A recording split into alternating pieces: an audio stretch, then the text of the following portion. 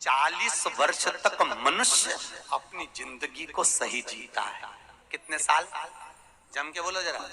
40 साल तक मनुष्य अपने जीवन को सही जीता है। खूब खाता, आराम से पचता, खूब पेंटिंग पेंटिंग सब चकाचक, कपड़े मपड़े सब जोरदार, रकम मकम सब पहने, खूब अच्छा लगे। क्योंकि 40 वर्ष की जिंदगी तुम्हारी है तो 40 साल तक मनुष्य अपने जीवन को सही जीता है। 40 के बाद किसकी लगी थी? जम के बोलो। गधे की। तो 40 से 60 तक मनुष्य गधे जैसा बोझा ढोता है। बच्चों को बड़ा करना है, शादी करना है, मायरा भरना है, परिवार को पालना है, तो बोझा ढो रहा है। जैसे गधा बोझा नहीं ढोता, जैसे 60 तक बोझा ढोया। 60 के बाद उम्र किसकी लगी? कुत्ता की। जब 80 की उम्र में आता है तो कुत्ते को दरवाजे पे रखा जाता है। जब तुम्हारी 80 की उम्र होगी तो घर के लोग कुर्सी डाल के, खटिया पलंग दरवाजे के पास हॉल में बिठा देंगे, वहीं बैठे। और रोटी भी दरवाजे के पास, चाय भी दरवाजे के पास, क्योंकि कुत्ते को अंदर परमिशन नहीं है। और कोई भी मिलने आया तो वहीं से चिल्लाया, वहीं से आवाज लगा रहा, क्योंकि कुत्ते की उम्र लगी है। वहीं से अब कुत्ते के बाद में 80 के बाद 80 से 100 उल्लू की। डॉक्टर साहब क्या गए? डॉक्टर साहब मुझे रात में नींद नहीं आती। डॉक्टर साहब ने टेबलेट दे दी, नींद की गोली दे दी, डॉक्टर साहब ने इंजेक्शन लगा दिया। कितने भी अच्छे अच्छे डॉक्टर को दिखा लेना, पर 80 से 100 साल की जब उम्र होगी, डॉक्टर को क्या मालूम कि किसकी लग गई। शिव महापुराण कहती है 80 से 100 में कितनी भी दवाई खाओ, कितने भी इंजेक्शन लगवाओ, पर रात्रि को नींद नहीं आएगी। गोली खा भी लोगे तो रात के 1:30-2 बजे तक चकाचक सोएगी, 2 बजे के बाद उल्लू जैसी बैठी रहेगी। 2 बजे के बाद कितना भी खाओ, कितनी भी दवाई खाओ, कितने भी अच्छे डॉक्टर को दिखाओ, पर 80 से 100 में जाग रही। आधी रात को जागे, बहू के मम्मी सो नहीं रही, आई सोई नहीं, आई के मारे नींद ही नहीं आई। अब इसके कौन समझाए? उल्लू की लगी, कौन समझाए इसके? 80 से 100। अपन तो सब कथा छोड़ो, अपन अपनी कथा पे आओ। चलो महाराज, तो जो बहुत दूर रहती है ना वो अच्छी लगती है, जो पास में रह रही है दूर के ढोल सुहावन, ठीक नहीं है, श्रेष्ठ नहीं। भागवत ज्ञान गंगा यज्ञ समिति वालों, काय श्रेणी की कथा 10-15 मिनट ज्यादा हो जाए तो कोई दिक्कत तो ना है?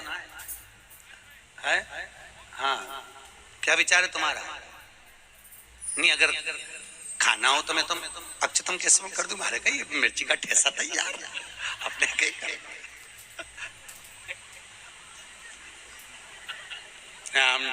चावल आज तो खूब चक निपटा। अगला प्रश्न है, तो ये प्रदक्षिणा का प्रश्न। अगला प्रश्न, शिवलिंग की पूजा करने के लिए शिवलिंग को घर में कहाँ रखें? जहां तुम्हारी मर्जी हो। अब ये तो भगवान शंकर को पूजा घर में रखो ना, जहां पूजन होती है, जहां देवता बैठा हुआ है वहां रखो।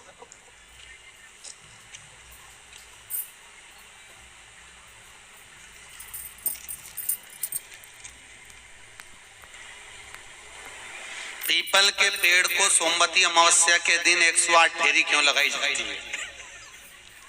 वाह, बहुत बढ़िया। हमने तो नहीं की लगाओ, अब तुम्हारा मन है 108 लगाने का। याद रखना, पीपल के वृक्ष की परिक्रमा करने से वैभव बढ़ता है, आंवले के वृक्ष की परिक्रमा करने से लक्ष्मी बढ़ती है। याद रखिए, तुलसी की परिक्रमा करने से सौभाग्य बढ़ता है। अब 108 मन का लगाओ, चाहे 208 लगाओ, 216 लगाओ, ये आपके ऊपर है। यहाँ आपका भाव होना चाहिए कि हम भगवान को कैसे रिझाएं, कैसे इच्छा, ये आपका भाव। उसका फल क्या है? तो उसका फल वैभव प्राप्ति का है, धन प्राप्ति का, यश प्राप्ति का। आप जितनी लगा,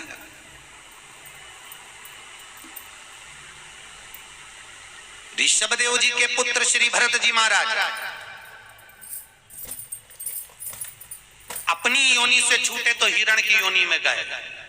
हिरण की योनि पाने के बाद श्री ऋषभदेव जी के पुत्र जो भरत जी थे, हिरण की योनि में आने के बाद में, हिरण की योनि पाने के बाद भरत जी को लगा कि मैं इस हिरण की योनि में पड़ गया हूं, इससे मुक्ति कैसे मिलेगी? तो हिरण की योनि में आने के बाद भरत जी महाराज पीपल के वृक्ष के नीचे जो संत बैठे हुए थे उनकी 108 परिक्रमा करते थे हिरण की योनि में।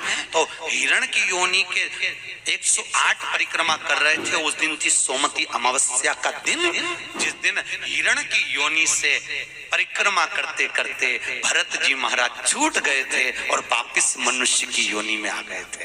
ये 108 परिक्रमा का फल है।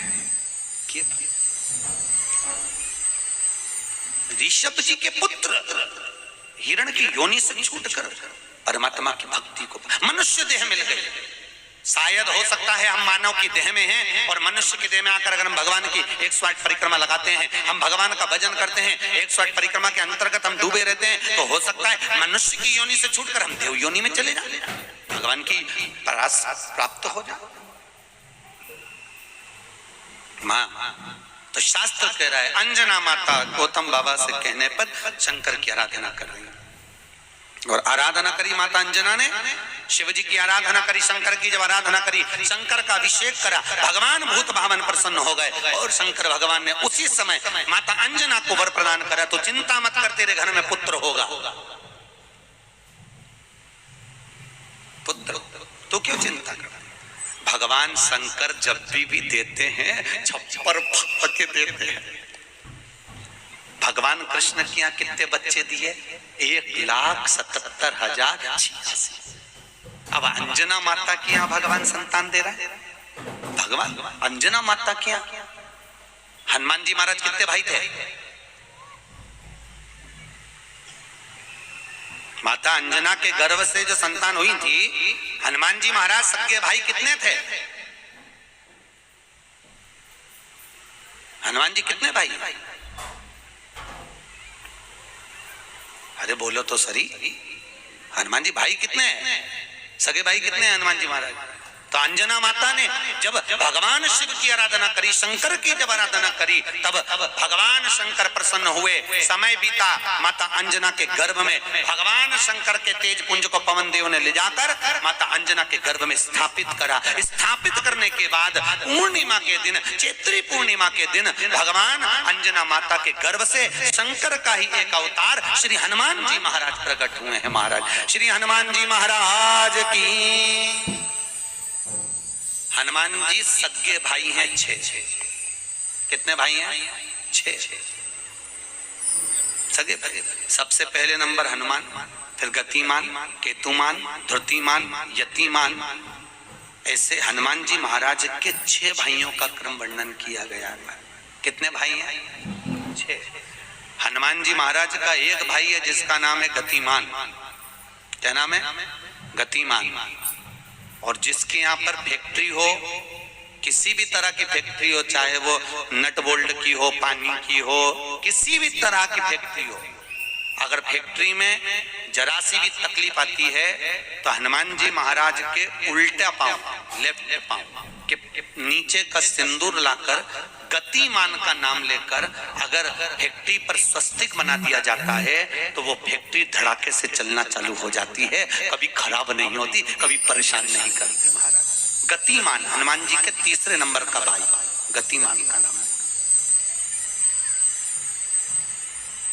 ये जो राजनेता होते हैं ना, जब चुनाव लड़ने के लिए जाते हैं और उन्हें विजय प्राप्त करना है तो विजय पाने के लिए वो एक ही काम करते हैं। हनुमान जी के 3 नंबर का भाई गतिमान, उस गतिमान के नाम से जो व्यक्ति युद्ध करने के लिए जा रहा है या विजय पाने के लिए जा रहा है, अपने बराबर का लच्छा जानते हो, नाड़ा मोली, उसको नाप कर गतिमान के नाम से लपेट कर हनुमान जी के मंदिर में रख देता है और उस मोली को फिर अपने हाथ पर बांध लेता है, तो वो हार नहीं सकता, विजय ही प्राप्त करेगा। गतिमान का इतना प्रभाव है हमारा, चाहे कुछ भी। गतिमान है, वो नीचे नहीं गिरने, उसकी प्रखरता गतिमान। श्री हनुमान जी महाराज का प्रागट्य हुआ, अंजना माता के गर्भ से श्री हनुमान जी महाराज प्रकट हुए। पवन तनय संकट हरन मंगल मूर्त रूप, राम लखन सीता सहित हृदय बसौ सुर भूप। श्री हनुमान जी महाराज प्रकट हुए, देवताओं ने पुष्पों की वृष्टि करी, गंधर्व गान करे, अप्सरा नृत्य करी, चारों तरफ सुख समाहित हुआ। श्री हनुमान जी महाराज की, हनुमान जी महाराज प्रकट हुए, प्रबल।